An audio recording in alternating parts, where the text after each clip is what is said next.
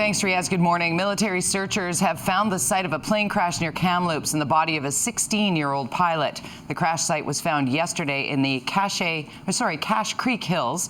Lauren Perot was reported overdue at about noon on Tuesday after failing to return to the Kamloops airport following a routine solo flight aboard a Cessna 172.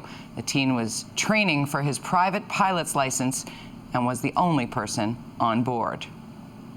A big twist in a deadly hit and run we told you about yesterday. The man who was reportedly behind the wheel makes a living investigating cases like this one and was using a vehicle involved in another fatal accident. It's believed he was driving the semi that hit a man crossing the Langley bypass early yesterday morning. The 37-year-old pedestrian was not in the marked crosswalk. The suspect vehicle and driver were tracked down later in the day. Surrey RCMP say he's a civilian who works for the traffic section. Before yesterday's accident, he had been recreating a crash that killed a Mountie last year. He was driving the truck involved in that accident. There were several witnesses that had observed this incident or were nearby to detect this incident. We've spoken to many of them. We still have many more to speak to. We're also in the process of looking at any of the video surveillance that might be in the area from the local businesses and also traffic cameras. Surrey RCMP have now asked for an independent observer to take part in the investigation. Vancouver police are trying to figure out how an elderly man got hurt. Paramedics were called to a house at 5th and Nanaimo yesterday afternoon. They found the man and rushed him to hospital with serious, undetermined injuries. Investigators spent the next several hours on scene. And the VPD is warning the public about 2 attacks on women. They happened overnight on the weekend. On Saturday, a 37-year-old woman was attacked near West 6th and Moberly. On Sunday, a 20-year-old was assaulted on Dunbar near 41st. Police have not released any suspect information. They do not believe the attacks are related. Chilling video has emerged of a Kelowna teen who died of a drug overdose last week. In it, she talks casually with friends about using a wide variety of drugs. We have a giant room filled with weed. We don't care. Exactly. A bond when you have res. No, that's I'll what's tell in you your something. lungs. No, it's worse. You guys want to hear my news? 17-year-old Marissa Ginter died last week after taking what she thought was ecstasy. The drug was likely heroin laced with other unknown substances. A video made 2 months ago in a Kelowna park offers a window into the risky drug-laced lives Ginter and her friends were leading.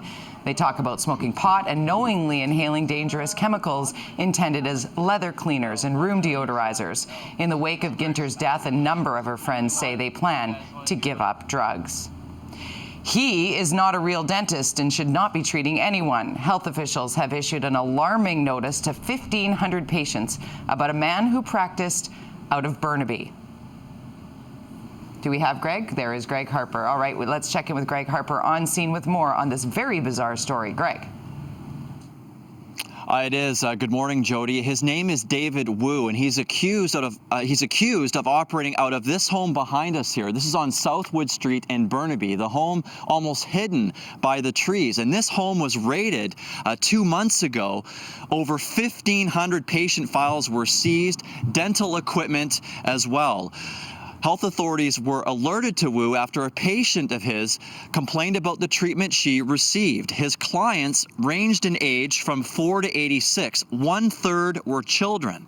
Wu's whereabouts right now is unknown. Anyone who saw him is advised to get tested for HIV, hepatitis B, and C.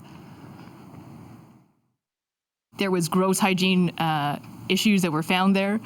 When we look at the literature, if you look at regular dentistry and in the scientific evidence, there's very few cases where there's been patient-to-patient transmission of these types of infections. But in these situations, we're talking about licensed dentists with a general standard of infection control. This was not that case. The standards were far below that. What's even more alarming here, Wu may have been practicing illegal dentistry since the 90s. And prior to this Burnaby location, he was operating out of a residence in Port Moody. FraserHealth.ca. If you go there, there's actually a page that's been set up specifically about this case. And there's a hotline number on there as well. If you have any concerns, give that number a call. Jody? All right, thank you very much. Greg Harper reporting for us this morning from Burnaby. Let's lighten things up significantly as it is 6:36. Time to check your sports. Over to the Connected Studios we go, and Don Taylor.